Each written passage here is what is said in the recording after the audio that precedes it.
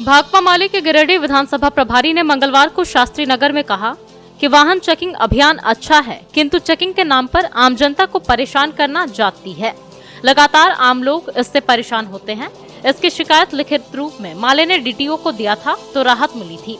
श्री सिन्हा ने कहा कि टोल टैक्स की भांति शहर से बाहर चेकिंग अभियान चलनी चाहिए, ताकि गड़बड़ लोगों की बाइक शहर में नहीं घुस सके और बाहर भी नहीं जा सके। शहर के बीचों बीच चेकिंग अभियान चलाने से आम जनता की परेशानी समझनी होगी।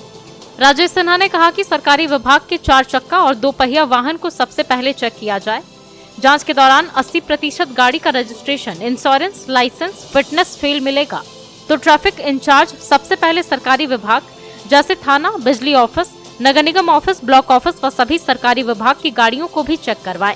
इन्होंने कहा कि पुलिस को भी हेलमेट पहनने की जरूरत है, लेकिन पुलिस अपना सुधार करने के बजाय आम लोगों को परेशान करने में व्यस्त है।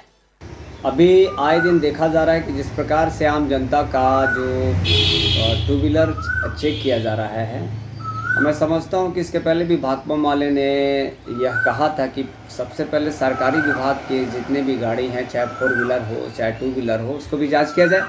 क्योंकि जब सरकार को पैसा आवे, सरकार को टैक्स आवे या सरकार को चालान जब कटता हो तो सरकारी खजाने भरता हो, तो सरकारी विभाग में बहुत सारी 4 व्हीलर हैं, बहुत सारा 2 व्हीलर है, उसका भी आवे।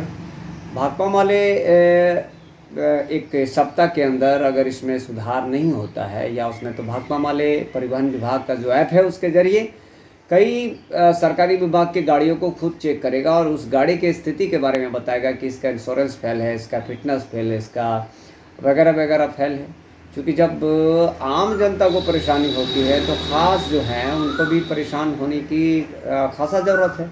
और एक चीज़ देखा जाता है कि सरकार के जब लोग को जब जांच अभियान में फंसाया जाता है तो जो सत्ता के लोग हैं बड़ा बढ़ चढ़ कर सामने आते हैं, लेकिन जब आम आदमी जब फंस जाता है तो वहाँ पे साइलेंट मोड में चले जाते हैं। हम तमाम उन लोगों को भी एक आगाह करना चाहते हैं कि कम से कम ये जो बातें हैं, जो जेन्युइन बातें हैं, उसको निश्चित रूप से बोलें। आज से 2-3 महीना पहले हमने इस पर डीटीओ को, गिरिडीह डीटीओ को लेटर भी दिया था।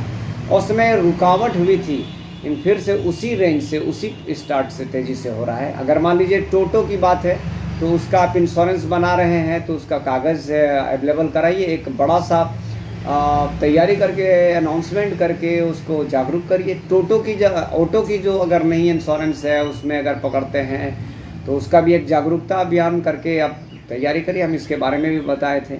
ऐसा नहीं है कि आप टोटो को पकड़े 500 रुपया लीजिए छोड़िए, फिर 500 रुपया लीजिए छोड़िए, ये गलत तरीका है। इस तरीके को भाकपा माले विरोध करता है।